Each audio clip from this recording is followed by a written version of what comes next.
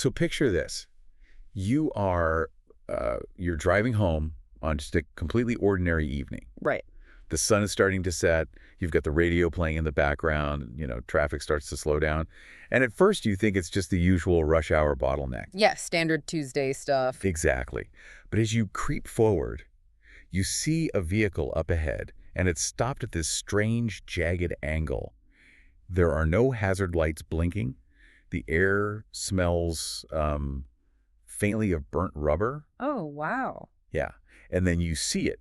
Someone is lying on the tarmac, entirely motionless. People are starting to pull over and gather around, but they're kind of just standing there. The bystander freeze. Right. Some have their smartphones out, recording it. A few are pacing around, holding phones to their ears. Mm-hmm. And you roll down your window and you hear someone yell out that the ambulance is at least 7 minutes away. 7 minutes, which, I mean, that sounds incredibly fast if you're waiting for a cup of coffee. Or a text message, right? Exactly. But in the context of physiological trauma, when a human body is pushed to its absolute limits, 7 minutes is an eternity. It is this vast, echoing canyon of time where, unfortunately, irreversible things happen. And that brings us to the core question of this whole scenario. In those 7 minutes, while the siren is still miles away, who decides if that person on the road lives or dies? Yeah.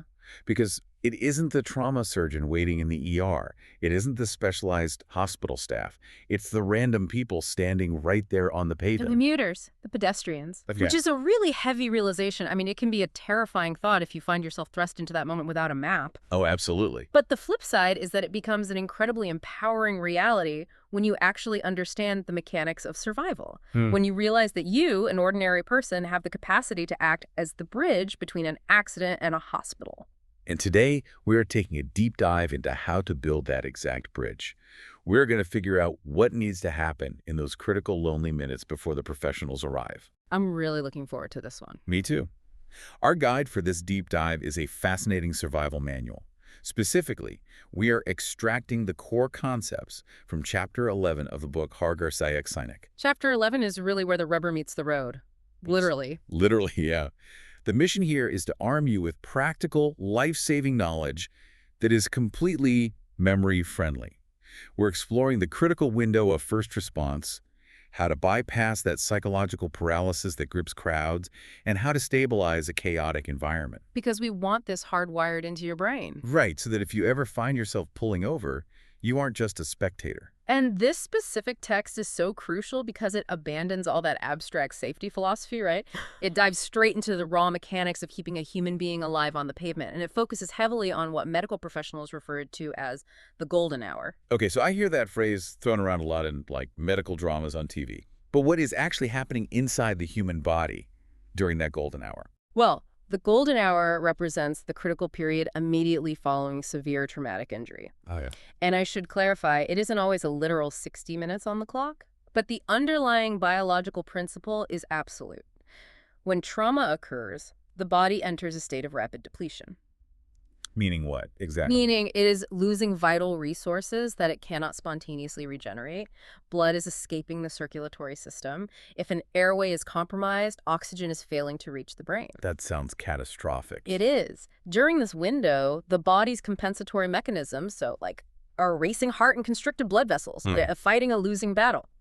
But basic care provided in this immediate aftermath halts that depletion, Right. which drastically improves the probability of surviving the event and, actually having a meaningful long-term recovery. So every single minute of delay is essentially costing the victim a piece of their future, like tissue is actually dying. Exactly. The longer the brain is deprived of oxygen, the more neurons suffer irreversible damage. As blood volume continues to drop, the body physically cannot maintain blood pressure. Wow. Yeah, and vital organs are starved of oxygenated blood, pulling the victim closer and closer to systemic organ failure, which we commonly call shock.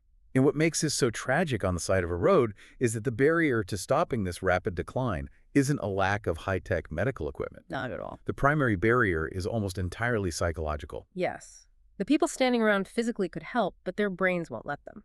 So why do crowds just freeze like that? I mean, when you see someone hurt, Yeah. your instinct should be to jump in, right? You'd think so, but Human psychology in a crisis is really complex. It isn't apathy. It's not a lack of empathy that keeps people frozen. Okay. It is a well-documented phenomenon known as the diffusion of responsibility. Diffusion of responsibility. Right. When you are the only person who witnesses an accident, the entire weight of responsibility falls on your shoulders. You act. Because there's no one else. Exactly. But if there are 20 people standing around a victim, your brain divides that responsibility by 20.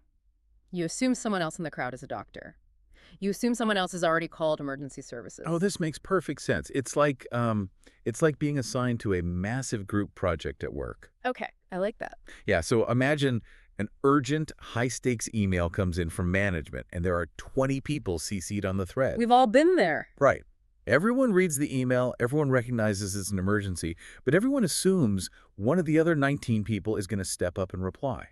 And the result is that nobody replies. And the whole project crashes. The mechanism is identical on the road. A crowd of capable, well-meaning people will silently watch a tragedy unfold simply because they are all waiting for the elusive someone else to take charge. Wait, let me look at this from the perspective of that hesitant bystander for a second. Let's say I'm standing there and I have absolutely zero medical training. I don't know CPR. I don't know anatomy. Shouldn't I just stay out of the way? Like, I'd be terrified that my untrained, clumsy attempt to help might accidentally make the bleeding worse or cause more pain. Sure. Isn't it safer to just wait for the ambulance? That specific fear is the engine that drives the bystander freeze. People are paralyzed by the terror of doing the wrong thing. But Chapter 11 addresses this head-on with a defining rule of first response. Which is? Doing something imperfect is almost always better than doing nothing at all. Wow. Imperfect is better than nothing. Yes, because if you wait 7 minutes for perfection, the oxygen deprivation continues. The bleeding continues. The victim is left isolated in the most terrifying moment of their life. That's a sobering thought. You do not need a medical degree to press a piece of clothing against a wound. You don't need clinical certification to kneel on the road and offer a human connection. Imperfect action interrupts the cycle of trauma. So the absolute first hurdle is mental. We have to break out of the freeze and decide to act. And once we make that choice, we need an action plan. The source lays out an 8-step sequence. And the very first step is actually quite counterintuitive. It really is. Because the instinct is to sprint directly to the person lying on the ground. But the text says our very first move has nothing to do with the victim. It's about making the scene safe. Right, because rushing blindly onto a live roadway is how one tragedy multiplies into two. Your tunnel vision locks onto the injured person, and you completely ignore the oncoming traffic that hasn't realized that there is a hazard ahead. You become a target. Exactly. And if you get hit by a passing vehicle, you haven't saved anyone. You've just diverted crucial medical resources away from the original victim. It's the airplane oxygen mask rule applied to the highway. Perfect analogy. You have to secure your own mask before assisting the person next to you. If you pass out from a lack of oxygen, you're useless. So how do we practically make a chaotic roadway safe in a matter of seconds? You use whatever tools are immediately at your disposal to increase visibility and basically force the environment to slow down. Okay, like what? Turn on your vehicle's hazard lights. Grab a reflective triangle if you have one. Turn on the flashlight on your smartphone and wave it to alert approaching drivers. You must establish a protective buffer zone around the area before you ever step foot near the injured person. So situational awareness in those first few seconds prevents a secondary catastrophe. Absolutely. All right, so the perimeter is secured, the scene is visible. Step 2 is getting the professionals moving toward us. In India, the source highlights 112 as the national emergency line, or 108 specifically for the ambulance. Right. But the instruction here isn't just to shout, somebody call for help. There is a very specific psychological trick to doing this right. Because shouting into the void triggers that exact diffusion of responsibility we discussed earlier. The group email problem. Right. The crowd hears somebody, and everyone assumes somebody else. To shatter that freeze, you have to be highly specific. You look directly at one individual, you point your finger right at them, and you give a targeted command. Like you, in the blue shirt. Exactly. You in the blue shirt, call 112 and tell them we have a traffic accident. Stay on the line. You are forcibly removing them from the collective crowd and handing them an individual job. Yes. By identifying them directly by their clothing or location, you eliminate their ability to diffuse the responsibility. They are no longer a passive bystander. They are now your designated communications officer. That's brilliant. Targeted delegation. It is one of the most effective tools a leader has in a chaotic environment. Okay, so the scene is lit up, and the person in the blue shirt is on the phone with dispatch. Now we turn our attention to the victim. Step 3. And here is where the source completely shatters Hollywood logic. Oh, movies get this so wrong. Right. Every action movie I have ever seen shows the hero scooping the injured person up in their arms, tossing them into the back seat of a car, and speeding off to the hospital. But Chapter 11 is adamant. Unless there is a fire, you absolutely do not move the injured person. Period. Do not move them. Why is the cinematic hero actually a menace in real life? Because the cinematic hero is often causing catastrophic, permanent damage without realizing it. High-impact crashes exert violent force on the human body, particularly on the skeletal structure. Okay.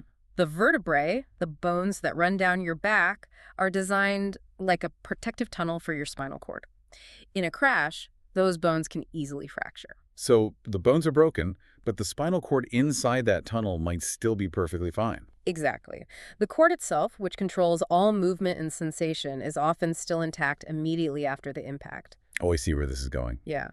If a well-meaning bystander grabs the victim by the shoulders and drags them or scoops them up awkwardly to carry them to a car, those fractured pieces of bone shift. Ouch. They act like a guillotine. The movement shears right through the spinal cord. Oh my goodness. So the accident didn't paralyze them. The person trying to save them paralyzed them. Precisely. Unless the environment poses an immediate lethal threat, meaning the car is literally engulfed in flames, or they are lying in the blind spot of an oncoming semi-truck that isn't stopping, you leave them exactly in the position you found them. You protect the spine by doing absolutely nothing to move it. Okay? But if we can't move them and we can't load them into a car, what do? Just stand over them and stare while we wait? No, you get down on their level, you physically lower yourself, kneel on the tarmac right next to their head, and you speak to them. Step 4. Check for breathing and talk to them. Yes, you look them in the eyes and say in a calm, steady tone, "My name is," whatever your name is, "an ambulance is on the way, help is coming, you are not alone." I mean, I understand that sounds comforting, but we're talking about physical survival here. Does just talking to someone actually have a tangible medical benefit? An immense one, it really does. We have to understand how trauma affects the nervous system. When the body experiences a massive injury, it dumps adrenaline and cortisol into the bloodstream.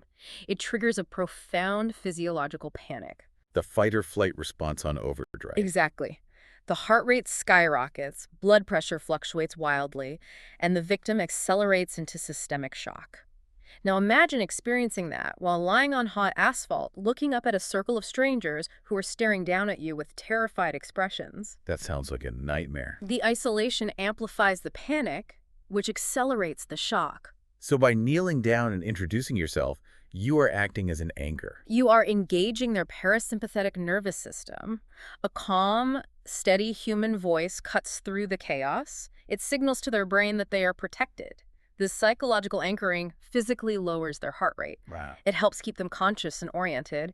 You are using your presence as a medical intervention to slow down the onset of shock. The power of simply saying you are not alone is incredible. And while you are providing that anchor, you need to assess their most basic function, checking for normal breathing. You watch to see if their chest is rising and falling in a regular rhythm. If they were just gasping irregularly or not breathing at all, this is the moment CPR becomes necessary. Yes. And if you don't know how to do it, then emergency dispatcher, the person in the loose shirt is talking to, can literally talk you through the chest compressions step by step. The dispatcher provides the medical knowledge. You provide the physical hands. Together, you maintain the flow of oxygen to the brain. Okay, so I've managed the breathing, but severe trauma usually involves severe bleeding. Step 5.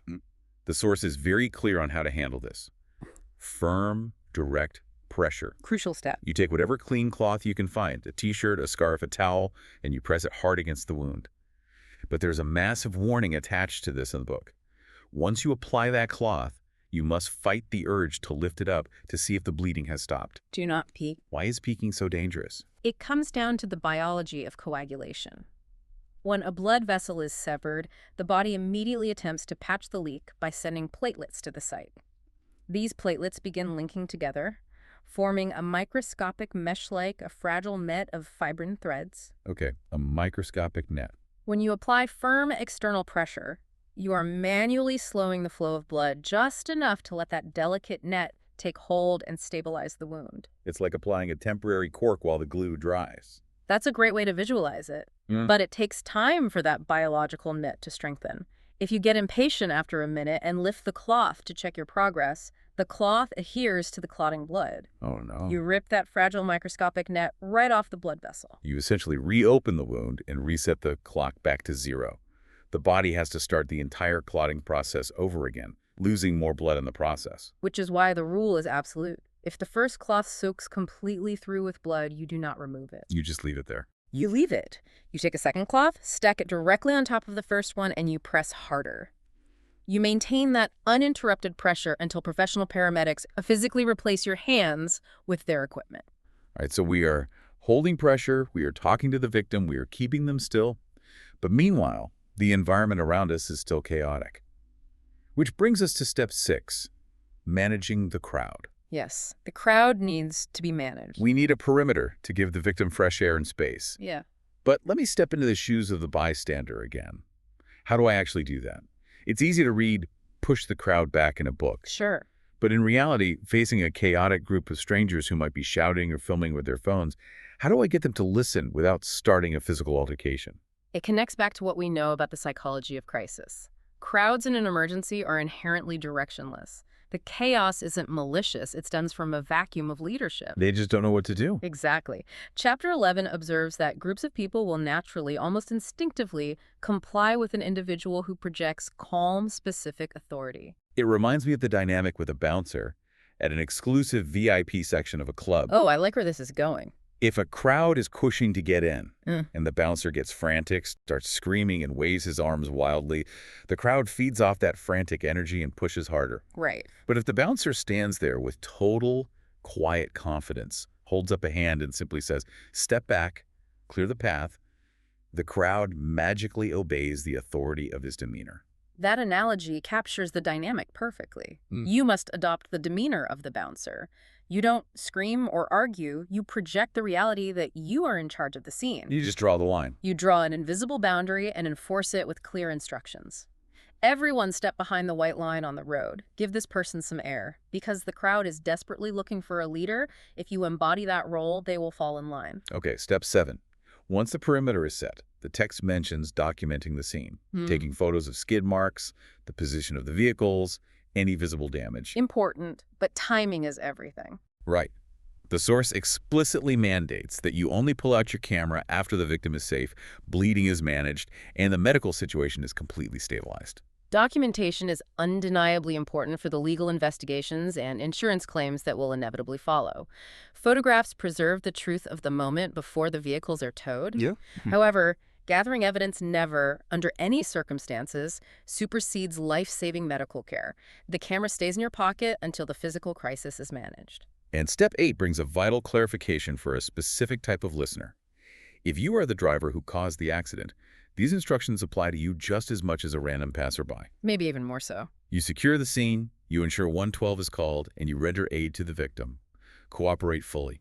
The instinct to panic and flee the scene ruins the situation for everyone involved, both morally and legally. Fleeing a scene deprives the victim of potentially life-saving information about the mechanics of the crash, and it delays the emergency response. The consequences of running away, compounding the tragedy, and facing severe legal penalties are infinitely worse than having the courage to stay, face a tragic mistake, and preserve a human life. So true. Now let's address the elephant in the room. We have this practical plan. We know how to secure the scene, stop the bleed, and manage the crowd. But there is a lingering shadow over all of this. A legal fear. A deep-seated legal fear. Many people might know exactly what to do, but they hesitate because an internal voice whispers, "If I get involved, will I be sued? Will the police harass